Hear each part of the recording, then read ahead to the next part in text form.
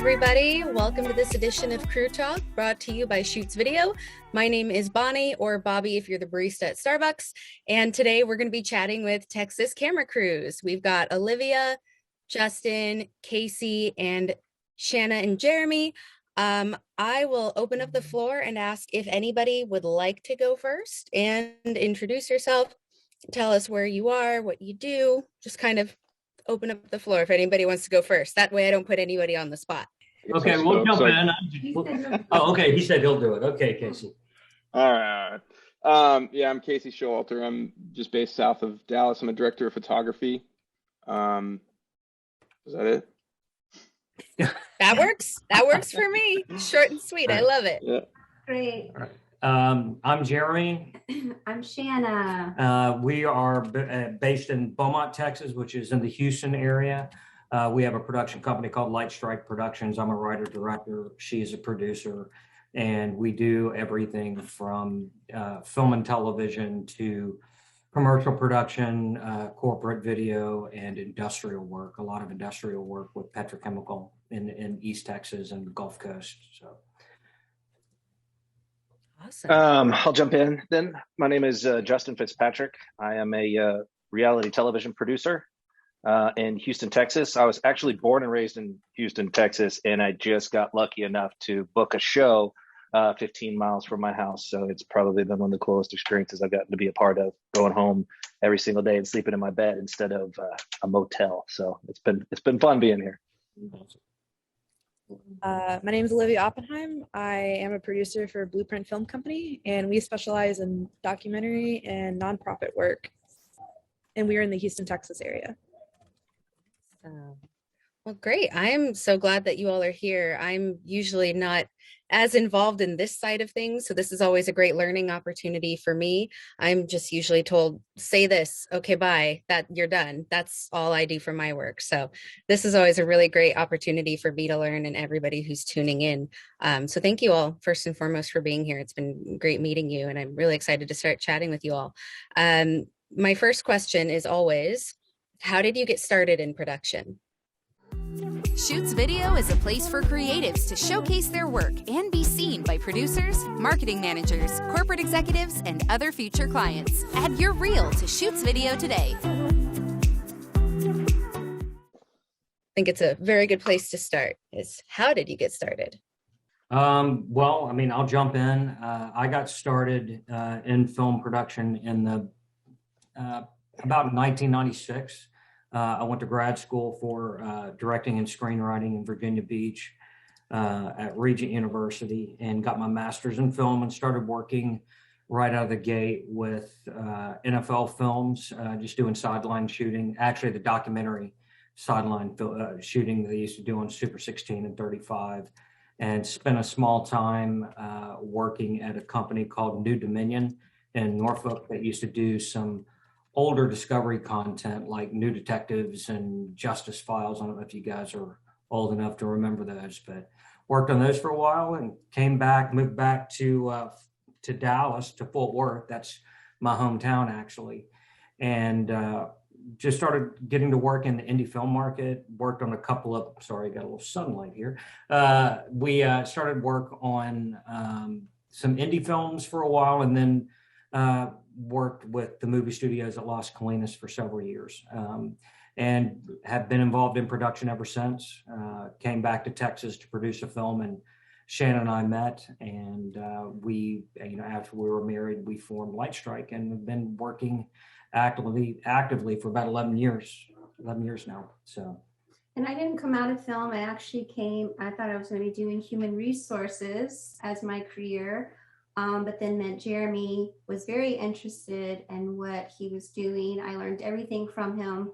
I also learned that he's not very organized. So my role as producer has made our company, I think, as successful as it is very, now. Very valuable. I'm also excited to announce that we're now officially female owned, and I think that's super cool. Yeah. But yeah, so I learned everything from him.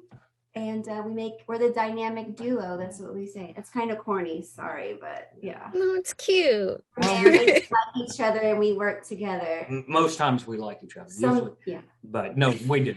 We have a great time working together. So I love that. That's really cute. Thanks. Well, I'll go. Who's next? yeah, come on. There you go. Yeah. So, I mean, it all started like when I was a kid, when there's ever like ice cream social or like pumpkin patches and stuff, I'd always be interviewed by newspapers or the, news. I literally went to British Petroleum Day in high school just because I wanted to skip class. I didn't care about being an engineer, and I was on the news pretending why I wanted to be an engineer. And then yeah, I was like, I don't know the first thing, but I'll pretend. And then my senior year of high school, I was an intern at the Houston Chronicle, and out of all those interns, I was the one doing video blogs, and they got posted on the Chronicle. And then I went to school for Sam Houston, and it snowballed into working as a PA all the way to where I am today. Okay, cool. Still climbing, yeah. And I hooked up with Blueprint, which is really funny. I accidentally wandered onto their set just because I was supporting my friend.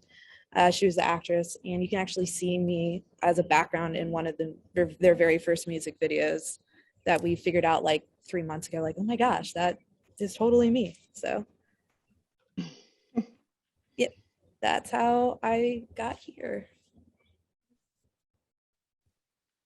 I love it. I Can we love your jump in? manicure, by the way. Yes, please yes. jump in. I'm just complimenting everybody being adorable and manicures and everything. Please jump in. Save me from myself. I'm sorry, I didn't Yeah, we do don't- anything. Basically, Yeah, I think I just chewed off any manicure that I had. yeah. So I'll jump in. I actually was an intern back in the day when interning was a thing, and it was no pay, but it was a company called VT2, and they made like local commercials and corporate videos, and then they hired out for stagehands, and I got to go to the Houston Jingle Jam concert, which back in the day starred. Yeah, I think it was JoJo, the singer and rapper, and the next thing you know, I'm on stage wrapping a cable, and I'm like, oh my God, this is the best life ever. I want to do this forever. I don't care if you're not paying me. And did the intern for 3 months, and then you graduate after the internship, and they actually asked me to do another 3 months, and I had so much fun doing it. I said yes, and of course they weren't offering me any pay. But I did another 3 months. And during that time, the unfortunate event of Hurricane Katrina happened, but it caused Oprah Winfrey to come into Houston to do a 1 week long special. And she rented out the studio that I was working at. And she had a policy that nobody on her payroll is unpaid. So I went from making $0 an hour to $40 an hour. And I'm working directly with Oprah Winfrey's editor in the edit days. And at that moment in my life, I probably got to hang out with Oprah more times than anybody else because she's overseeing the edits. I'm like, this is my life. This is what I want to do. And my internship ended. And it was just luck that the first thing the only thing on my resume is Oprah Winfrey's name. So my first job right out the gate was not a production assistant. It was, you're an associate producer. Then it was field producer, senior producer, segment producer, and then all the way up to supervising producer. So it was a wonderful, lucky break, I think. But then you also have to consider that it might not be luck if you're willing to work for free for long enough. But getting Oprah Winfrey's name on my resume for the first thing is really what kind of opened up the doors for me in the very beginning. And ever since then, it's still been the same experience as me standing on stage with JoJo, just wrapping those cables. I'll be on set sometimes, and we just had John Cena come on set the other day for a build, and I just stopped and I was like, I just watched his movie, The Fast and the Furious, the other day, and now he's standing on our set, and that excitement came back to me all over again. So it's been a fun and wild ride, but that's kind of how I got to where I'm at. Thanks, Harpo. Yeah, cool. That's awesome. All right, I'll follow that one up. I didn't get to meet Oprah. Damn it. But I'm originally from just south of Seattle, Washington. And I don't know what got me into it, but I was really into animation. I think it was just as a kid, who isn't? So I actually went to school down in San Francisco, studying computer animation. I really wanted to work for Pixar, it's like the big thing. And I don't know what happened, but I just kind of I started learning about computer animation and how it kind of worked. And it just started to bore me a little bit, just being at a desk all the time. So then I kind of switched gears and started focusing on cinematography. And I moved to New York, and I started working under a fashion photographer director, and that's where I kind of started shooting for fashion and beauty and things like that. So I lived in New York. I just actually recently moved here to Dallas about 3 or 4 months ago, but I lived in New York for probably about 13 years doing that whole thing, and it was fun. I had a great time out there, learned a lot, met a lot of people, shot a lot of fun jobs, but now I'm just relocated mainly just for a change of pace. I'd still love to work for Pixar, I mean, who wouldn't? But, for now, I'm just kind of taking it day by day, but I still go back to New York. I'll still shoot really wherever, but trying to focus my energy on the Dallas scene now and Austin, because I'm kind of a little bit south of Dallas. So, did that come through? Am I breaking up here? No, we got it. So, but Bonnie, is anything else that you want to hear from us? Oh yeah, I've got a ton of questions. Please, yeah, I thought my screen froze for a second, so that's why I was like, oh no. Okay, whoo, technology. We don't get to hear your start, Bonnie. You don't. I get paid to talk all day. I'm not. They're not here to see me. They're here to see you. What about Bonnie? I want to know about Bonnie. Okay, I'll give you the short answer. I've been an actor my whole life, and I was doing, I know, just a prop that eats, according to one of the people I used to work with. And I was doing a lot of theater, which was great, and then TV and film. And then I started hating TV and film. I just didn't like it. I didn't feel like I fit into any one category. I didn't like how I looked on camera. I always had the RBF, if you know what that stands for. And I was getting pretty upset with just not booking work. And I had done a voiceover job a couple of years prior, and I just didn't think anything of it. It was like a radio commercial one-off. I was like, that's cool. I'm going to go be on SNL. Bye. And then that didn't happen. And then a couple of my friends in the industry said, you should really actually give it a try. And I did. And it was that feeling of oh, this is what I'm supposed to be doing. And it brought me so much freedom and happiness that I hadn't had in years, since I was getting my theater degree, and I've been doing it ever since. So that's the short answer. And now I play 8 to 10-year-old boys a lot with my job. So, well, it's a good answer though. I love it. Yeah. Yeah. Thank you. I appreciate that. So now my next, because I have all these hard-hitting journalist questions for you. What kind of clients do you work with? I know we touched a little bit on that. Some of you had answered that, but give us some, if you want to brag about some names you've worked with and name drop anything, who do you normally work with? What types of clients do you work with? Don't mind if I start? Go for it. Because we really have kind of a, bottom to top kind of client list, and we really love everybody we work with. And like I said, we do everything from, feature film and reality, all the way down to, commercial, smaller scale commercial production and industrial film. And I think we find equal joy in all of that. Yeah, it's just freaking loving what we do, even if it's a local commercial. It's just, I don't know, I just love it so much. But yeah. Right. And right now we have a feature that's under option by a producer named Jack Binder, who produced Upside of Anger with Kevin Costner and did First Reformed with Ethan Hawke and Rain Over Me with Don Cheadle and Adam Sandler, which is a great film. And we're really lucky to have him as a colleague. And so those are some of our kind of long-term things that we've been working on for a while. It's based on a screenplay that I wrote a few years ago. But we, as a couple and as a company, we produced a short film in Austin last year, actually, in Dripping Springs. It was a Western, and we just got through doing pickups about 3 weeks ago in Wichita Falls, Texas, out in the middle of nowhere, and froze to death on it, and had a lot of people with us that we It loved. was A lot of so heckin' cold. I'm yeah, never doing that again. it was brutal, I say but that, but I did. I did it again. we really love the entertainment, content that we produce. But, just today, if you want to go as far, opposite of that spectrum, I was working in Southeast Texas today for a client of ours out doing some filming at a facility called Blade One, which is owned by ExxonMobil. And it's just, it was safety stuff. And it's stuff that fairly easy, in terms of producing the content. It's fairly straightforward. There's not a lot of gimmicks to it.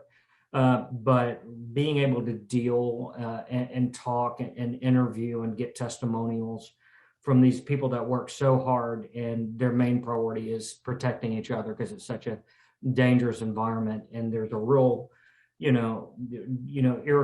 regardless of what your, whether you love or hate the petrochemical industry, there's a lot of people that love each other and support each other, and it's really kind of a touching thing. Seeing these people that, when we do these safety films, the people that have been involved in accidents and have been hurt or, by mistake hurt someone else, the real regret, the real love they have for each other. It's meaningful to me. I mean, I'll put it that way. So we're pretty lucky. We've got a lot of great commercial clients that we work for. So we do not only local, but nationwide commercial work. And so we like to travel. Any opportunity to get away from our 3 daughters is a break. So yeah, we love what we do, and got a great, have a great production crew. We work very closely.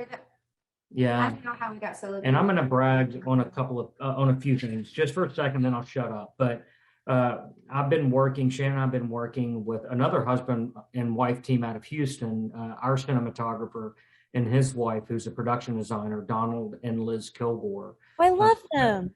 Oh, Donald, DK and Liz? They're some of our I love closest Liz. friends. We work on Academy a lot. DK was just texting me. I don't think he knew I was on this, but he was like, hey, call me when you're done. But yeah, they're very close friends. We use them exclusively for probably 7 or 8 years now. In fact, DK DP'd the Western that we did, and Liz was our production designer, and they did a phenomenal job. Was that all the photos I saw on Instagram with JoJo? And she Yes, she was there. Yeah. Yes. Yeah, okay. JoJo is their daughter, and she's she's a sweetheart. a fashion icon, and she's like, what, 10 or something? Yeah. She came out and froze with us in who are Wichita you? Falls and never complained. She's a amazing. great kid. Wow. And so, but also, I think I had on the profile, I don't know if I did mention it, that I teach film and television or directing and screenwriting at Lamar University in Beaumont. And being able to bring in students and kind of cultivate students has been it's been unexpected. I never thought that I would enjoy being a teacher, because it's not something, even though I'm a full-time professor now, I'm still a full-time working filmmaker along with Shanna. And so we have the opportunity via our work to be able to bring students in and get, watch them grow, pay them, watch them. Resumes, and so it's really it's a beautiful thing. That's cool. And It's watching so them kind of get out of the nest and go on. We just had one that we were extremely close to that left Beaumont, just moved out to LA. I actually moved him out there. It's a long story, but I had to go take some meetings, and he had never driven a U-Haul, so I did it with him and got him out there. And I took a couple of meetings, and he was hired on a feature, and is now finishing up through May on this season of Basketball Wives, and doing great. Yeah. So just a lot of kudos. So it's just a joy. I think the thing we love most about the industry, we like doing the content, but it's the relationships. Oh God, yeah. That are Hands just down. It's the thing. Those are the things that stay with you. Product and projects and content comes and goes, and you make it one year, and a couple years later, it's in the past. But it's those relationships that always blow us away about this industry. So Yeah. anyway, I'm shutting up. Yeah, now, he's so. long-winded. Next. Well, next time I'm moving, I'm calling you to help me Okay, move well- my stuff in a U-Haul. I'm out here in LA, so You you're got it, familiar you got with it. it. You'll Yeah. do it, I promise. Okay. In-N-Out Burgers on me. Okay. All right. Now, Whataburger. Sorry, Texas. There you go. Look at it. In-N-Out's out here. I don't know what to tell you. Rivalry. Classic rivalry. So, Well, we have Del Taco. How about that?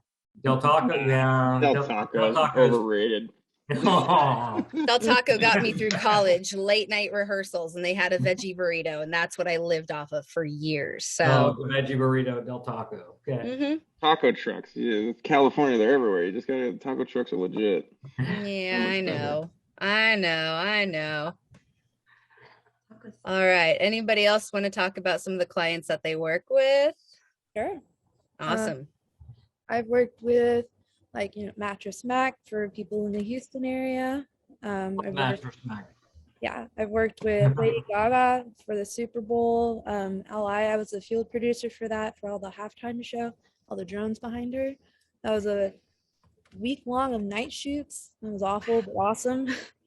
I worked with George Clooney. He has very soft hands. Jerry. That's a beautiful man. He is a beautiful man. He was very nice too. He actually stopped and said, "Hey, thank you for everything you did." That was really cool. That's cool. Wow. I've worked with, let's see here. Those were the really cool ones. I've also worked with the not so cool people who shall now remain nameless. A lot of artists that are music Don't just start with artists. that. You gotta tell us all the juice. No. This is just between us here and nobody else. Yeah. No. There's a lot of divas out there that Want are the tea. not the haha green M&M diva, which is actually not really about the green M&M, it's about your contract, but more of possibly bipolar, manic people. Yeah, so a lot of entertaining people that I've worked with, from music videos, commercials, TVs, documentaries, movies. Oh, I met Henry Thomas, who was the kid in E.T., which was super Yeah. cool. That's cool. That is pretty cool. That's really cool. He was Go to him. nice. Yeah, a lot of people that I'm just really bad with names and faces, so there's probably more that I don't remember. So, yeah. I'll jump in. Being in fashion and the beauty industry, I mean, just a lot of those labels, a lot of those fashion people, in New York, it was mostly beauty wise, Shiseido, H&M. I did a shoot for Michaels. So I kind of run the gamut, there's, who else recently? I even did a shoot for, I've shot on a cruise ship before for this one called Seabourn. It was fun. That was in the Mediterranean. That was kind of a task, running through a tiny cruise ship. But stuff like that. Who else? Victoria's Secret back in the day, not anymore really, but they're actually okay to work for. Not as annoying as you'd think it would be. A lot of the models, I guess, in the fashion industry, that's always the question I get is are the models kind of high maintenance or diva or whatever? But mostly they've always been really nice and appreciative and helpful, and they do what you ask them to do. And it's just like any other industry. If you're in TV or film or whatever, it's typically people are doing their job the way they should, and it's a smooth shoot. But yeah, for me, it's mostly just fashion. Out here in Dallas, it's a lot of Neiman Marcus in the fashion world, I guess. Recently did a JCPenney thing. We did a thing for Marriott, not here. We traveled out of town for that, but through a production company here. So, stuff like that. But, typically it's going to be fashion for me, but I'm trying to get, more lifestyle and stuff like that under my belt as well. A lot of really cool stories here. I want to work with Lady Gaga. That's awesome. There's just so many it's so cool just to hear people's stories about who you're working with and your experience with that. And it's pretty cool. Justin, did you have any you wanted to share? I mean, in the reality television space, your only client is the network. So, I mean, right now my client is Discovery. And then when the show ends, my next client will be whatever network buys the show and buys the rights. So you're a one client kind of band when it comes to making a television show. There's really nobody else that you have to appease except for the network. On time and on budget. That's the two priorities. Okay, but you have to tell us, is Yes. it really real or is it Well, scripted? it depends on which show. I mean, is the Kardashians real? Hell no. Is Live PD real? Yes. So there's two different things. It would be dependent on which show you want to talk about. I'm really Okay. sad the Kardashians isn't real. I didn't need. Yeah, to no, know totally fake. that. Oh, there just so happens to be a camera crew already in the restaurant that they just decided to go to at the last second, and then the Yeah. table, and there's nobody else surrounding them, and at the table, the DP's got perfect cameras lined up at this exact moment when it's sunset, so the sun isn't in your eyes at that exact. Yeah, that's not scripted at all. No, that sounds perfectly Wow. natural. Yeah. I agree. Very natural. I love the stories with her and Kanye right now, though. I mean, this is just keeping the whole world entertained, you know? Yeah. Is the show still on? Is the show catching all of this? No, there's gonna be a spinoff now. They quit the show, but now it's gonna be Kanye and Kim with a little Pete Davidson on the side. I don't know what's going on. Yeah. Oh God. I only know through me. I look. I'll be the first person. Yeah, to I admit, only know. Yeah. I don't watch reality television. I watch the kind of shows that I make, which are more like informative. I wouldn't say docu, but if I'm going to watch reality television shows, it's going to be documentary, travel shows, informational shows, build shows, renovation shows, and not Housewives. No offense to anybody that has ever worked on that show. We've all done stuff that pays the bills, but yeah, the scripted. It falls under the umbrella of reality television, but it's not. It's really, really not. When you're doing any kind of ensemble cast, 90% of the content is already written out. And let me backtrack that. I would say a good 70% of that content is written out. So they'll come up to you with a theme of the day, like, oh, today you're going to get a flat tire and you have left your cell phone at your house. And then now what are you going to do? How do you figure that kind of situation out? And then what falls in after that? It's not scripted where they have a line that they're reading, but it's like they know what they're getting into that day. Oh my gosh, I got a flat tire. Whatever can I do? And then somebody drives by, and then that's kind of where that moment unfolds. So it's definitely not really reality, but they get away with it because it's not scripted, because there isn't a script. Mm.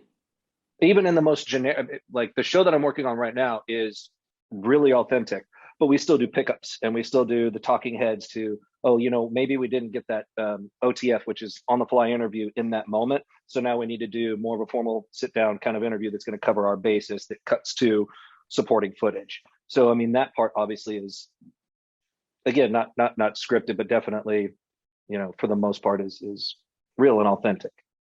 Yeah. Well, I was going to ask you if Santa was real next, but I think I'm just going to skip past Of course. Yeah, I was on a courtroom show years ago, and I met my sister the day we filmed, and I was suing her. I think it was years ago, but that was that weird, like, everything is, the illusion is shattered. So it's just very interesting to hear other people's What was stories. it like catching up with your lost sister after X amount of years that you had never met? Oh, it was interesting. We didn't really look alike, so I didn't quite understand that casting, but we're still friends. We're still friends on Instagram, so that's cool. You should be friends with your sister on Instagram. That's good. I mean, I lost the case though, which was nonsense, but whatever. Anyways, bitter much? It's only been 9 years. It's fine. I'm totally over it. Awesome. Well, thank you for that. Let me see. I have a couple more questions because I know we touched base on some of them. Oh yeah, one we have to ask. How have things changed over the last few years for you in regards to everything? Just a broad gesture, just encompasses everything. I don't even think I need to say it. It just Don't everything. say it. I'm not going to. I'm just everything. Actually, not a lot has really changed for me, except for adding like Zoom qualities onto remote people coming in looking at what the set is happening. So the work never stopped for me. It's just adding an element in, as in like Zoom or Vonage or something along those lines, and adding a camera to show them what the set looks like, and then plugging directly into the camera for someone who is distant to see what's going on. That's about it. Wow. Yeah, for me, it was just the masks. It wasn't really, I mean, we kept shooting, we kept doing everything. They just had more protocols. We'd be testing every time we'd go on set and masking up and just things like that. You know, that was really the only, oh, there's my daughter. That was the only like big, Hey. so, you know. We've got one about that age. She's Yeah. with grandma, so, Yeah, because she's but she'd be doing the old, same like- thing right now. Yeah, she loves being on film. Oh, so does Yeah. our. So go ahead. Yeah, but anyway, that's about it. Everything else kind of, you know, they just tried to keep going. Well, you know, for us as a company, we really have gone through a bit of a transition. You know, COVID, you know, I think for Southeast Texas, I know a lot of my colleagues in Houston, because it's so much commercial production, you know, it's really driven by marketing dollars that it's slowed down to a degree. Yeah. A lot. Yeah. We're going to be kind about that. It got kind of scary. Yeah, so. yeah, there were some times we were Yeah. white knuckling, but it allowed us as well, you know, with every challenge, I think there's opportunities, and we had time to kind of go after, and, you know, number one, for example, the Western I was talking about that we filmed, that I directed and Shannon produced in Austin last year, that was something that we've been wanting to do, but we have just been so wall to wall with work that you just never can do it. It meant it was costing you money. So to a degree, I think there what, you know, you got to look at the silver lining, and it's turning out to be a great project. And we're going to be out in LA at the end of June to finish post on it, to try to get it ready for, you know, in time for next year's festival run. But also another big thing, you know, Shannon mentioned, we are now 51-49 as a company in terms of female ownership, you know, so Shanna's now majority owner on it. And so that's been a good thing. I mean, there's practical reasons to do that, but also, you know, it's one of those things that giving, you know, kind of moving that over, there's been a lot of benefits to it as well. You know, not the least of which is, you know, I'm a coward and I'm too weak with my clients, and Shanna doesn't have a problem putting the hammer down when it, you know, when you love what you do, it's hard for me to ask for more money. I'm just tend to be one of those guys, you know, it's like, sure, I'll do it. You know, yeah, it's fine. I'll do it. Shannon's like, no, you're not. You're getting paid. I like, you know, so yeah, I go, I'm So, like that. No, she we didn't can't have do problem. that for free anymore. We've done it for free for years. No, it wasn't free, but it was. Well, It was one of those things that I am terrible. You know, I love my clients, and they can see it 1,000 miles away. He calls know. us the good cop, bad cop, which I don't. So I'm not mean. No, I just the clients love her too, but she just doesn't have a problem holding their feet to the fire. You know, where I'm, you know. well, I mean, it's business, Yeah. right? And he's like, I love you so much. Mhm. Let's be best friends. And I'm like, yes, let's be best friends. But you owe me this much money. You know, this is business. You know, sorry. But yeah, just a lot of things. You know, it's been a good transition. It was, you know, it's just been the right move at the right time, and I don't think a lot of it would have happened had we not had a moment, a slowdown and a moment to breathe. You know, COVID was scary, but you know, it didn't. You know, we're fine, and it was just, you're used to a certain, you know, consistency of work, and when it starts getting sporadic, especially in this business, because you know it's a little bit scarier, and we're not salaried workers. You know, we're Right. creative professionals, Right. and there's a whole dynamic that goes with that. You know, where you've got to have some intestinal fortitude if you're going to be in this business. So there are those moments. So, but yeah, that we've gone through some changes, and I think for the better. And things are definitely on the upswing lately. And so I think the marketing money is coming back and people are feeling more comfortable doing bigger, newer advertising. So it's been great in that respect. So Fantastic. Cool. Did I Justin? get ever? Yeah. Justin, you got to tell us now. It's awkward. I don't know how it worked out the way that it did, but I haven't missed a day since COVID started.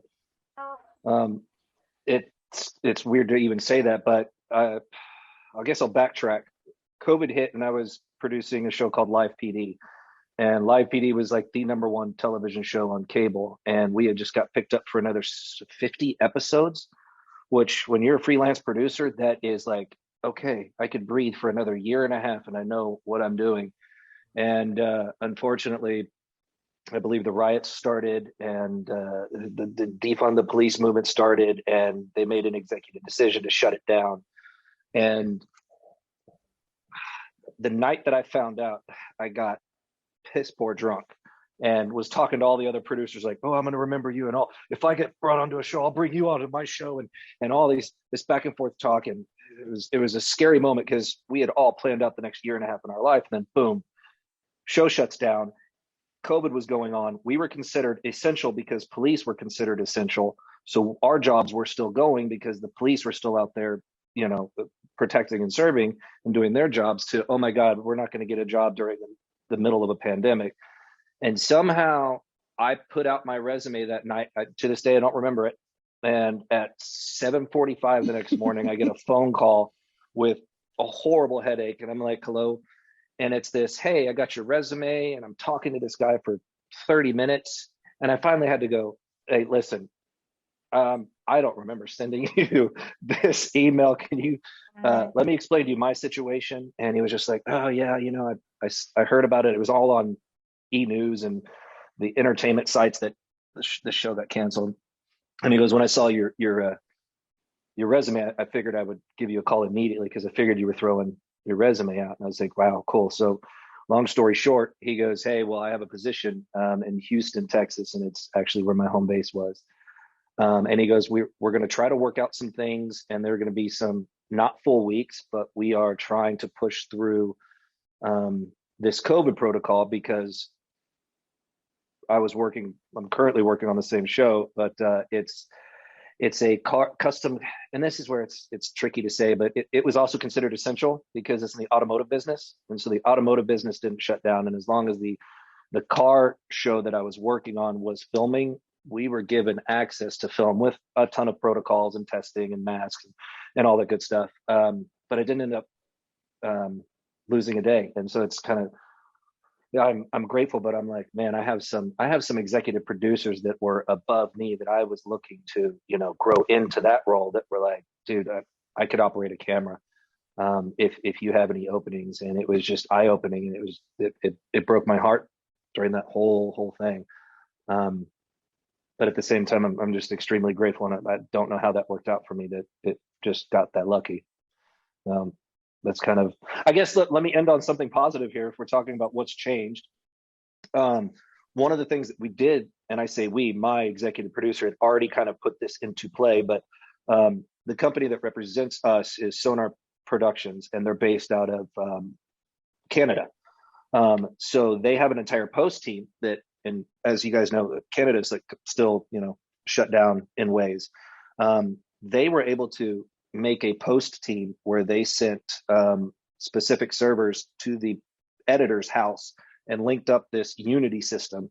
And now the editors can work from home, and we're no longer dependent on FedEx as our means of shipping footage. So we don't have to take the digitized footage, input it in the computer, make a backup hard drive, and then do a shipping drive, and then it gets there in 2 to 3 days. We can now download or upload the moment we're done filming for the day, and that evening it's ingested in Canada. And so at 7 a.m. when they're starting to work on things, they're already seeing what we filmed yesterday. And so this pipeline has been a huge lifesaver for me, somebody that doesn't know much in post. one of my biggest complaints about production is it's always this last minute thing where, okay, we've got these pickups that we have to do. I'm sending you a couple of lines that you have to get today. And it's like, wait a minute, why didn't I get any heads up on this? Like, there's no warning. Well, the network's asked for these corrections and we need this and that and the other. This pipeline that has been kind of created ever since COVID has caused certain people to be, staying at home and whatnot, has created a streamline that is really, really translated from post being kind of independent and at their home to also the fluidity of my ability to move forward in the field, because I'm getting instant feedback on footage, scenes that did or didn't work that normally we would have to wait a week or two to hear feedback on. And then pickups aren't this, oh my God, we have to get it now.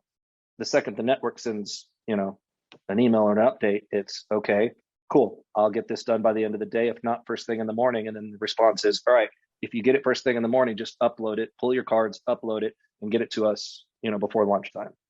And it's been this huge headache that somehow during everybody kind of staying at home, technical gurus or technicians and people that know way more than me were able to put together this idea that we don't have to be dependent on FedEx and its schedule, and it's made things a lot easier. Yeah, that's great. I have 2 questions for you, Justin. Do you know an Adam Flack? I'm not great with names, but I don't think I know an Adam Flack. Okay, he's a camera operator on Live PD, so that's why I was just asking. Oh, do you know what city he was in? No. Okay. Also, did the car show you were talking about, that Extensive Metalworks? Yeah. So, fun story. My ex-boyfriend actually got a car custom made from there. Oh, really? Was he on the show or was it off camera? Off camera. Oh, very cool. So look at that. All of us know each other some way or the other. Well, that's actually, you're kind of the glue that's holding everybody together. I'll figure out a degree away from Casey eventually. Oh, there you go. Yeah, what the heck? Why you didn't bring me in? I feel left out. No, go ahead, Casey. Sorry. No, I just feel left out. Everyone's got a connection somehow. I'm like, what's my degree here? Am I like 12 degrees out of this group? Give Olivia like 5 minutes and she's got you. Yeah, I do. Yeah, that's true. Well, Casey, you and I go way, way back to when I was on that courtroom show and you were there. Yeah. Yeah, true. That's true. But I mean, that's just you and me. But it's. Hey, man, I'm trying. I'm trying, man. You sued him too, Bonnie? What? You sued him too? Wait, my sound keeps cutting out. I'm sorry. I'm sorry. I said you sued Casey. It wasn't. Your sister and Casey, right? Yeah. Okay. Casey was there. I sued them both, but I was just trying to, make it look good. Yeah. So, but Justin, I was going to ask you, I recently was introduced to a producer, as a field producer for Hoarders named Jay Jones, I think, from Baytown. Mm-hmm. Do you know him? No, I don't. Now, Go ahead. Go ahead. No, I was just going to say I'll be out in Abilene filming some stuff for Reality Concept on the 8th and 9th.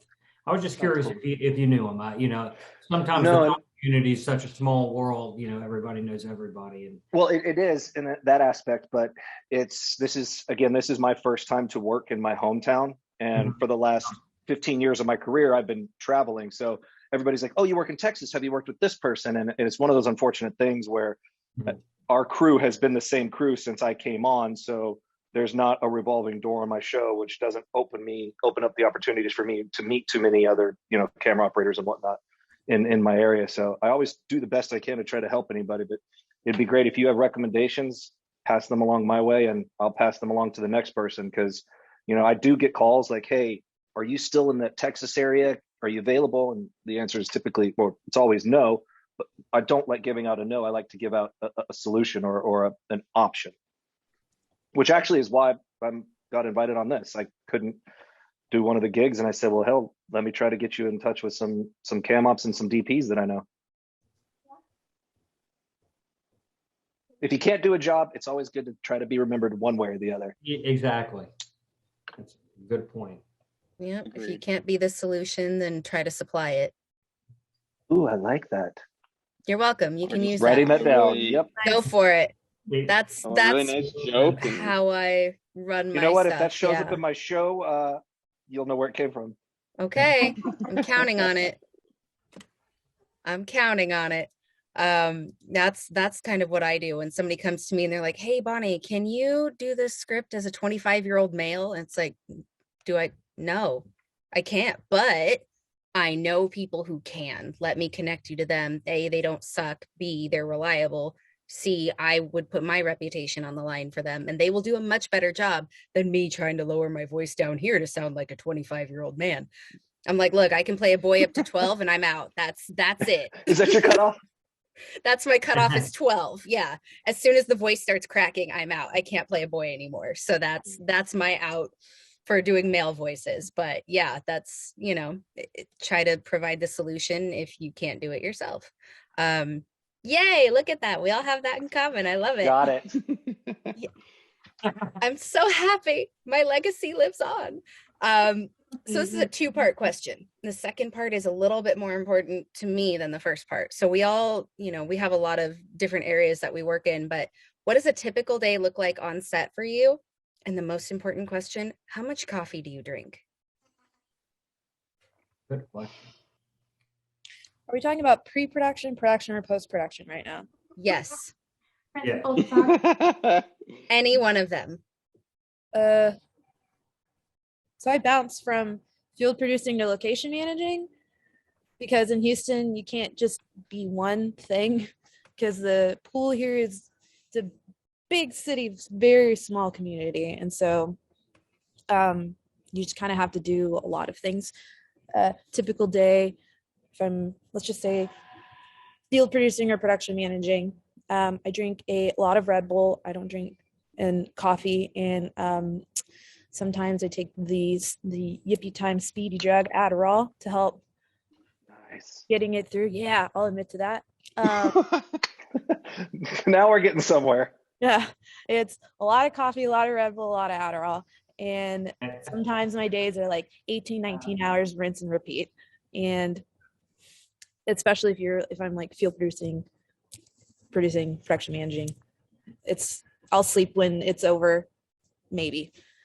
And then location managing is a lot more chill. That's actually more what I like to do more is location managing because I'm really good at being like, hey, random person, can I come and film in your establishment? No, we're not that big of a circus. We're a circus, but not that big. It'll be fine.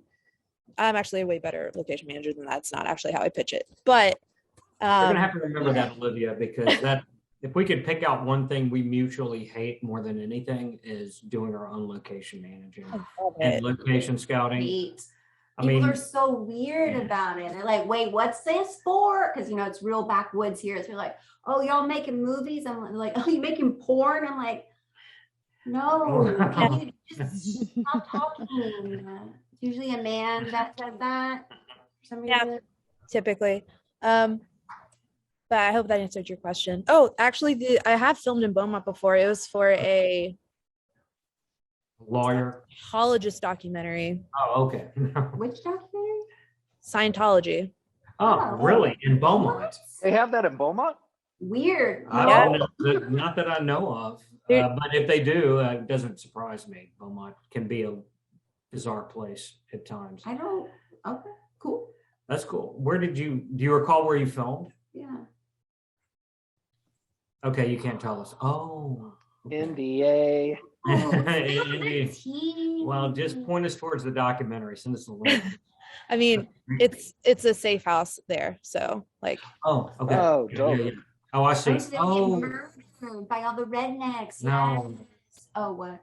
no, people. So it's actually like people that are, She can't talk about it. well, okay. If you can't talk Escaping. I could tell you Sure, those escaping. Yeah, things. I love- It already came If out. it's a but I'm safe not gonna- house, it's a Oh, okay. three-letter agency.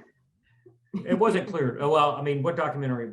You can't even say the name. You can send me. I mean, you can find my name and then we'll backwards. go from IMDb and work out that way. Backwards engineer this. PI. You can do it. Oh yeah, I can find a lot of things. I put myself through college as a private investigator before I went to film, so I've got lots of little exactly. tricks. We'll say that Um, was shoot to be on. I showed up and they're like, hey, because sometimes I just kind of forget to ask what project I'm working on. I'm just like, what to go, especially when I started out. And they're like, you know what you're doing? I was like, no. Like, you're driving. I'm like, okay, cool. And they're like, you're driving and you're going to have to do some maneuvers to make sure we're not being followed. I'm like, no, what did I sign up for? And Ooh. so My favorite type of driving. Yeah. Wow. We were talking about Fast and the Furious earlier, so Yeah. there it is. What are we on right now? What question is this again? Shh, just go with it. Yeah. What does your typical day on set look like, and how much coffee do you drink, maybe to get through it or in general? Yeah. Dodging people while driving. Yeah. Apparently is one of Olivia's typical days. Oof. I mean, I'm just gonna I'm gonna hammer this down real quick. I mean, mine. I walk in and I normally, if I'm drinking coffee, it's gonna be like maybe 1 a.m, because if I'm shooting, and especially if I'm operating, and it's not fun if I'm drinking a lot of coffee and it's like coming at me, and I'm like, oh, we're right in the middle of the shot and I don't know when this is gonna end and I'm about to pee myself. So tend to avoid the diuretics when I'm shooting. But for me in my role, I normally get in pretty much right away, check in with like the client, the director, and then get to work with the G&E crew, getting everything set up for the shoot. Eventually, once they're ready for the first shot, then I meet the talent, whoever we're shooting, and I introduce myself, just so I'm not some random creepy big bearded redheaded guy that's sitting there staring at them through a camera. And try and make myself as polite as I possibly can be, and make everyone comfortable, and just roll with it. Obviously, if the director's there, I try and like put a lot of the heat on that person to just be the bad guy or the person that's talking to everybody. But yeah, and then we just shoot. I get a camera and I just hold it and I point it at things, and it's a blast. Make sure people don't go off their mark. The lighting looks good. Making sure just everything looks good. That's the biggest thing. And that record has been pressed, and that we're rolling, and that's it. And then I hand off that media and make sure that people are doing their jobs to back it up, and the money's made. Boom. You guys know. You get it. Yeah. That's it. That's all I do. I feel like a typical day for me is like Olivia. I wear many, many, many hats, from obviously pre-production, which is okay. I do have a lot of help if I need it. But most of it, especially with commercials, it's so super simple. And so I can do those on my own usually. Location scouting, though, is something that I hate doing, like I said. But during principal photography, it gets hectic, and that's my favorite part because I love the chaos. On set, I do wear many hats still, just because, some clients, they'll have to, watch money and budget. So I fill in as a production manager all the time, every time I'm hiring myself, because really, I don't think there's one other person I think that's qualified to do it. So You mean in our circle? Yeah, in our circle, right, of course. And then, sometimes I'll PA. Like, I don't have any problem doing that kind of stuff at all. I just did. I was just a PA on a GLP still shoot, and they're pretty big, so that was kind of cool. So I don't have a problem. But anyway, back to set life. I do run into problems, especially shooting like Westerns, when there's a lot. I know I sound like I'm just got to make this point, because like these people, small town, they look at me and they're like, oh, you an actress? I'm like, no, I'm a producer. And it's like, it's hard to get respect as a female on a film set a lot of times, but just especially in Beaumont, like bigger cities like Houston, Austin, other way, no problem. People understand the role, but people really don't understand the role. So it's kind of a fight sometimes. If I need something done, it's always kind of a little struggle. And it's almost like they're kind of challenging me, like, oh, you're asking me to do this, you know, I don't know. They just feel insecure, I guess. So that can kind of slow down my day, because that does happen a lot, believe it or not. It's shocking. But at the end of the day, I look at what we do and I'm always so happy, because our crew just, they're so great. They're so wonderful. They work hard for us. And I'm so happy at the end of the day, even when there's, you know, things that go wrong, because things always go wrong. And we fix it, and it's a great day. And we'll go 12, 14 hours, and I'd get up and do it again every single day. So it's great. And I don't drink a lot of coffee, because like Casey said, you have to go pee every 5 seconds, and I don't have time to pee. So. Oh, well, okay. I do drink a lot of coffee, and a lot. But I'm usually like,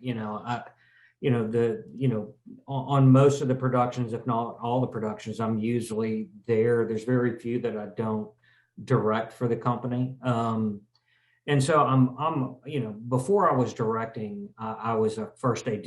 And so I think I've kind of got it in my DNA to kind of be the first one on set and the last one off.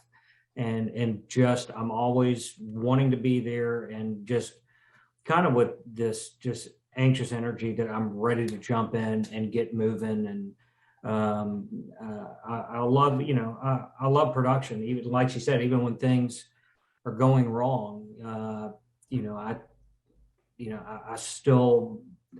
don't think I've ever walked off a set questioning, whether this is what I want to do with my life. I don't think I've ever had that moment. Right. And so, yeah, we stay very busy, and we're just really lucky, whether we're shooting here locally or whether we're traveling. We did a shoot in Nashville last November, and we still were able to, we hired some local Nashville crew, but we were still like our keys, like DK, Donald Kilgore, Olivia was with us out there on that shoot. And it's just, I don't know how to put it. It's just amazing when you get to do creative work with people you care about, friends. And, there's times that, people are busy, and we branch out, and he works with other directors. I'll work with other, DPs from time to time, depending on the logistics of the moment. But it's great just, being there. It's kind of like,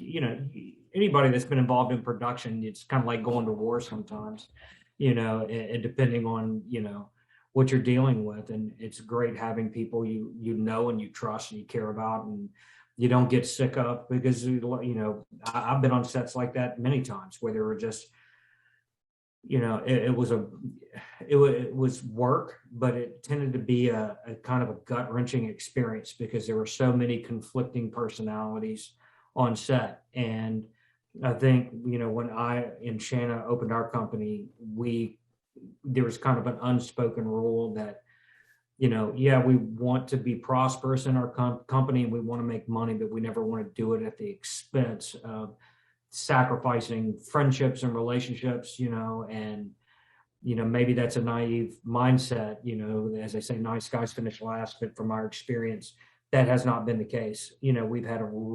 We've got a great reputation in our community and beyond. Mm-hmm. Very proud of that, and proud of the people we work with. So we can't wait to get to set, so even when you're exhausted and you're ready to fall down, like when we were up in Wichita Falls, was probably the coldest day on set I've ever experienced in my life. It was 19. Trying to direct, it was so cold. Horrible. We were outside, an open field.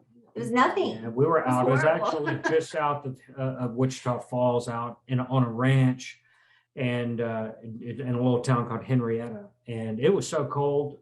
I was having a hard time making directorial decisions, because my body just, all I could think about was how much physical pain I was in at that moment. It was so brutally cold. So bad. But I looked over, and, I've got everybody on set, and nobody was going to be the first one to complain. No. And that was like, I was like, God, that's a good feeling. And you know, even my not, you know, knuckleheaded student that came out and only brought a sweatshirt, even though we told him it was going to be 30. I don't think he realized what that would meant. He never complained. And I was like so proud, you know, Smiling, having fun. you know, I think he learned his lesson. He'll bring a nice jacket next time.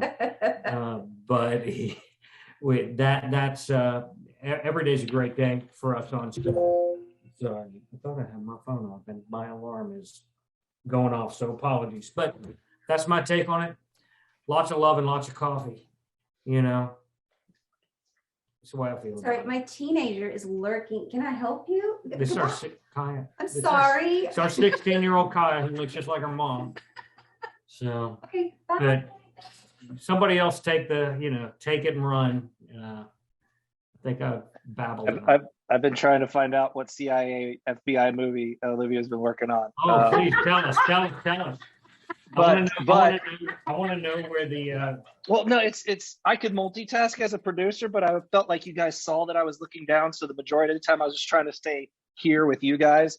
But I got to click on every single one of them because there's a lot of like cold justice sex crimes is on there, and I'm like, I don't know, maybe that one's it.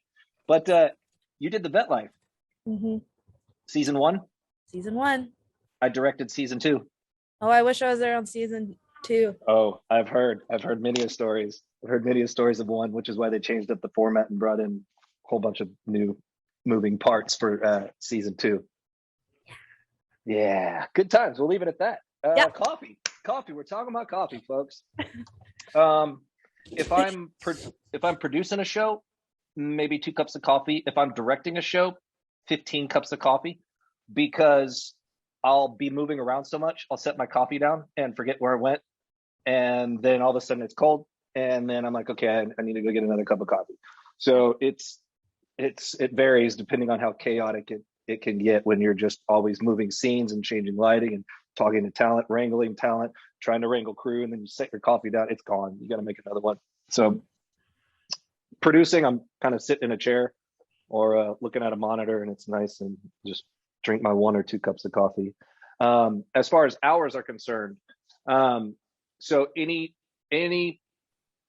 reality crew knows 12 is standard. 12 is standard for all crew, but you are the cool company if you instill 10s, and they will remember you and work harder for you if you're working 10s. But it's kind of sad that we've gotten to this point that 12s are standard, because if you think about it, that's half of your day, and then another 4 or 5 hours are spent you waking up, eating, dressed, getting to work. But for crew, 12 for sure. And then as a producer, you're probably tacking on another 4 after that, because you're taking your job home with you. You got to figure out scheduling, and then you got to figure out content, and you got to write up your notes, and then you got to make sure what's coming down the pipeline in the next couple of shoots, who needs to be where and whatnot. So you could easily do 16, 17 hours. And by that time you're hoping for 6 hours of sleep. So it's rough, but it all depends on, really, I'm sure Olivia, when you work in a reality television, but then you go to a corporate world or you work in management, it varies. But the one thing that is consistent is if you're working in the field, you're probably putting in 12s. Yes, that's true. I will back him up on that. I will third that. It's miserable, but I feel for the producers. I actually always feel really bad for them in that regard, because it is like, I guess that's why you guys must kind of push for 10s though, because that means your day is going to be more like 14 instead of 16, yeah. Right? But I've always had so much respect for crew, because I've done shows where I'm a producer shooter, and then there are a few times where I've picked up a camera. Now I'll never take a solo camera gig, just because I'm never going to give you what you need as a camera operator. But I've subbed in where it's like, you know what, take an hour break, let me shoulder it for an hour, and in an hour's time I'm peeling that camera off of my shoulder. So for these crew to be out there shouldered up for at least 10 of that 12 hour, it's brutal. It's 2 totally different things. Like as a producer, you are mentally exhausted and your body wants to shut down, but as long as you get a little bit of sleep, your mind can recover from that. Now as a shooter, as a DP, if you pushed your shoulder as far as it can go, you need more than a day to recover from that. You're not going to recover. So I'm okay with being more mentally exhausted than I am physically exhausting, even though exhaustion is exhaustion. That's why I think that everybody should be doing 10s, because it's like, look, you have and I I hope that this doesn't sound a certain way, but you have a machine, and that machine is your director of photography and your camera operators. Now, in order for that machine to work, it needs to be properly oiled and needs to function correctly. And if you're hammering, I'll use a car term, if you're using 20 pounds of boost on a turbocharger, you're gonna blow out that engine a lot quicker. So it's always in everybody's favor, no matter what the executives say, to shoot for tens. Shoot for tens, because your crew who's doing the manual labor, it's going to have more time for their bodies to recover, and producers to maybe get a little extra sleep. That's true. I want you to be the producer on every shoot I'm on now. Well, just spread the word, and with a it'll lot get of out. producers that do not think that way. Yeah. Yeah. Well, and I will defend that aspect of things, is a lot of times producers are that direct line between the network, and they could be getting hounded, or the production company could be behind budget, and they don't see the window or the light at the end of the tunnel, especially if you're in the field and your execs are not, and they're like, our footage is not, coming together the way we want it to. Well, the answer isn't shoot longer and shoot more. The answer is, let's be precise. Let's be snipers with our footage as opposed to shotgun blasts. Yeah. I really like that analogy. That was good. Yeah, that's really, really, really shot me right in the heart there. I was trying to throw a pun in there. I don't know if that worked. Nobody didn't. Shot you right in the heart. Didn't land. Bon I'm sorry. Jovi. I laughed. Jovi, right? I think we Well, covered no, it. because you're talking about guns. Yes, I had to. I had to throw in a gun reference at some point. Being a veteran and from Texas, it's kind of in my nature. Awesome. Well, we are a little bit over time. I want to hang out all night with everybody and just drink copious amounts of coffee and Red Bull together. But since Olivia is Or the Adderall glue in that's Olivia's, holding us all together. What? Or Adderall in Olivia's case. Yeah, or I mean, they do different drugs here in LA. That's all I'm saying. But No, but I would know. love Yeah, for, that's true, too. how can we contact you to stay in touch after this? That way the world is a little bit smaller, and then Casey, you and I can actually go on a show together. How can we stay in touch? Yes. If you want to put it in the chat, and then if somebody happens to be listening right now and they can't get to the chat, if you could just tell us, and then put your information in the chat as well, and then that will be available afterwards in the replay. That would be awesome. Instagram. Sorry, I got very excited. I love Instagram. So I should just put my home address here, and that's good. Also, I'm your on my way, bro. website and your social security number, just to really make sure we Security know how code to for the do it. house, I was about to say. Yeah. Got it. It's okay. There, it's there. Awesome. Sorry. Yeah. Oh, I didn't hide. Yeah, I mean my emails, and then I'll put my website as well. But CaseyShowalter.com, Casey Showalter on Instagram, Casey Showalter everything. It's just that's it. Nobody knows. We how to love a spell my last consistent name, though. brand.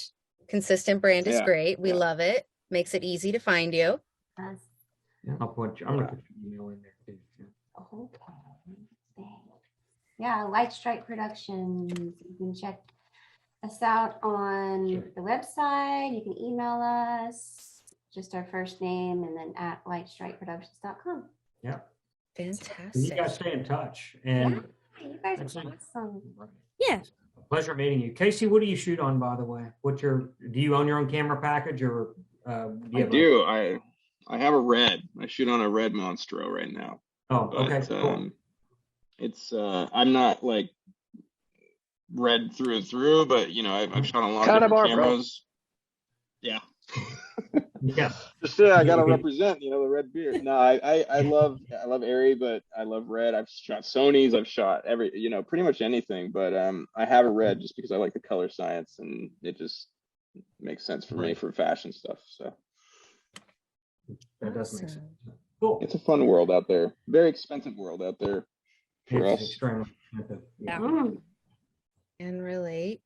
Awesome. Everybody's right. got their stuff in there. Well, thank you all so much for being here. This was really fun, and it's a love small that. world that love just got this. smaller. It But thank is. you all so much for Yeah. being on the panel with us today, and thank you to everybody who's watching Yeah. live and who is watching the replay whenever that is, whenever you're tuning in. But yeah, thank you all so much, and happy Wednesday. Have a great evening, or I was going to say it's evening because it's evening here. Have a great evening, and we hope to see you all again soon. Thank you so much.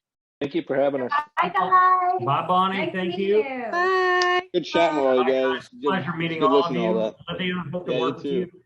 Since you're, Heck yeah, I hope to work with all of you. We have to just come together. I know, and do something right? weird. Well, she knows DK and Liz, so that puts her in the inner circle. So. Yeah. But, Last chance, no, Olivia. You're Tell gonna us the have name to of the come out show. to Texas. Yeah. Oh, I it's want to know where this. I want to know where the Scientology We're safe supposed to house. hang up. I know we got to hang out. I'm curious. All right. Email. We'll leave with that mystery.